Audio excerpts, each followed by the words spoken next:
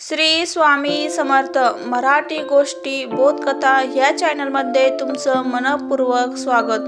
आज अतिशय सुंदर अशी आपण बोधकथा बघणार आहोत। एकदा एका राजाने दौंडी पिटवली की जो कोणी मला सर्वश्रेष्ठ धर्माचे महत्त्व समजून सांगेल त्याला मी मोठे बक्षीस देईन व तो धर्म मी स्वीकारेन। ही वार्ता ऐकता सगळीकडचे मोठमोठे धर्मगुरू धर्मोपदेशक आचार्य राजाला आपल्या धर्माचे महत्त्व समजून सांगण्यासाठी येऊ लागले। ते सर्वजण एकच गोष्ट आठवण करत होते की स्वतःचे धर्माचे महत्त्व सांगायचे व दुसऱ्याच्या धर्माला कमी लेखायचे।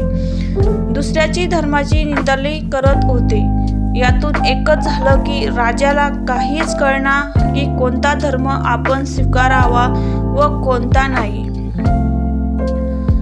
व त्यामुळे तो दुःखी होत होता। पण त्याचा शोध सुरूच होता। वर्षानुवर्ष हाच क्रम चालू राहिला। राजाचे वृद्ध होत चालला होता। शेवटी राजा एका साधूच्या दर्शनाला गेला। तेथे गेल्यावर त्याने साधूला नमस्कार केला व म्हणाला, साधू महाराज, मी सर्वश्रेष्ठ धर्माच्या शोधात आहेत, पण आजपर्यंत मला सर्वश्रेष्ठ धर्म कोणता हेच कळाले नाही। साधूने राजाकडे पाहिले व म्हणाले, सर्वश्रेष्ठ धर्म तर जगात अस्तित्वातच नाही। जगात एकच धर्म आहेत आणि बाकी सगळे त्या धर्माला फुटलेले अहंकार आहेत। धर्म तर एकच असतो जिथे व्यक्ती निष्पक्ष असतो। पक्षपात करणाऱ्या मनात धर्म असू शकत नाही। साधूचे हे बोलणे ऐकून राजा प्रभावित झाला। साधू पुढे जाऊन राजाला म्हणाले, राजन, चला आपण नदी पार करून पलीकडे जाऊया।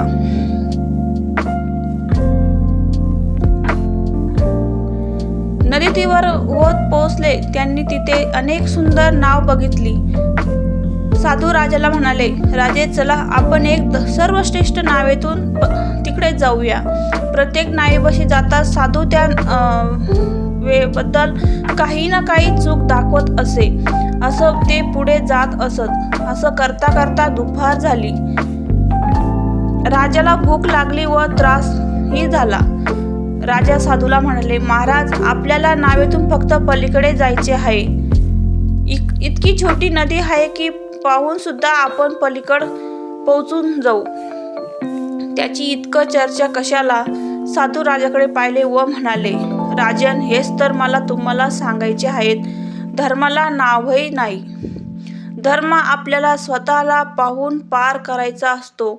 दुसरं कोणी आपल्याला धर्मापलीकडे पोहोचू शकत नाही। आपल्याला जावे लागते। राजाचे सर्व काही समजून त्यांनी आपली चूक मान्य केली। अशीच आपण एक दुसरी गोष्ट आचार्य विनोद भावे यांनी एका शिष्याला शिकवलेली चांगली शिकवण व आपणही त्यातून काही ना काही बोध नक्की घेऊया। भूदान चळवळीच्या काळातील ही गोष्ट आहे। या चळवळीचे प्रणीत आचार्य विनोबा भावे होते। त्यांची पदयात्रा सुरू होती। आपली काही शिष्य विनोबाजी मिराजी आश्रमात थांबले होते। अल्पशा विश्रांतीनंतर त्यांची पदयात्रा पुन्हा सुरू झाली। त्यावेळी हे हरिद्वारकडे चालले होते। विनोबाची प्रकृती थोडी ठीक नव्हती। त्यांची कंबर आणि पाय दुखत होते।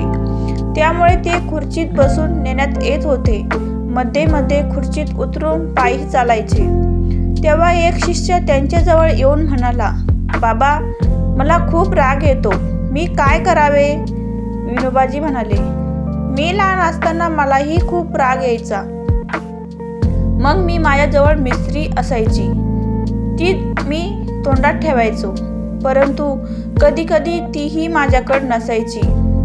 अशात आपण काय करायचे हे मलाही सुचत नव्हते। मग तुम्ही काय करत होते असे त्या व्यक्तीने विचारले। विनोबाजी म्हणाले, मी यावर खूप विचार केला। मग माझ्या मनात एक गोष्ट आली।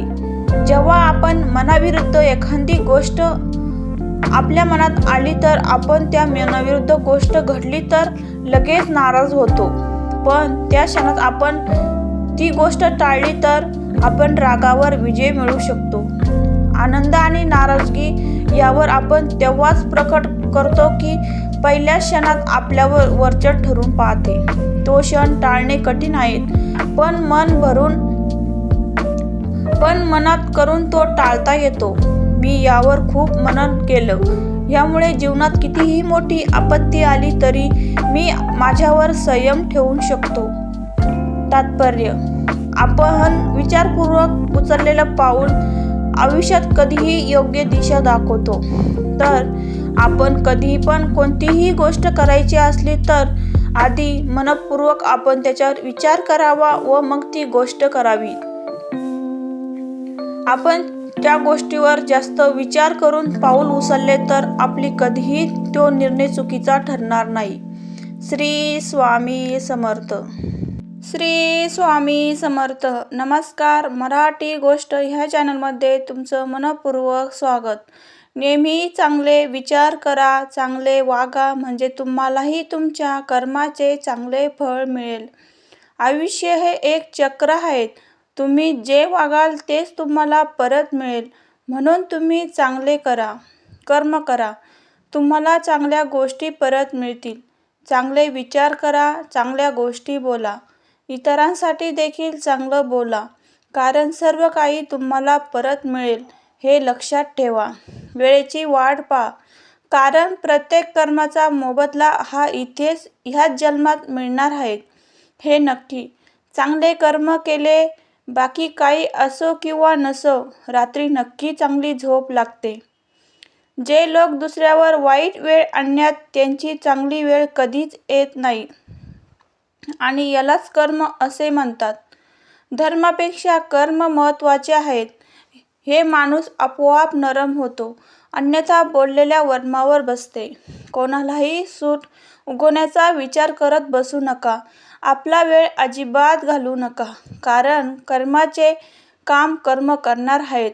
चांगले करा किंवा वाईट, तुम्ही जे कराल तुम्हाला ते परत मिळेल. कर्म म्हणते तुम्ही कधीही कर्म करायचे थांबवू नका, कारण जे तुम्ही करत आहात त्याचे फळ तुम्हाला नक्की मिळणार आहेत. हे मात्र खरं. आपले कर्म चांगले ठेवा, आपले विचार चांगले ठेवा, इतरांनाही चांगले विचार आपल्याकडून देत राहा.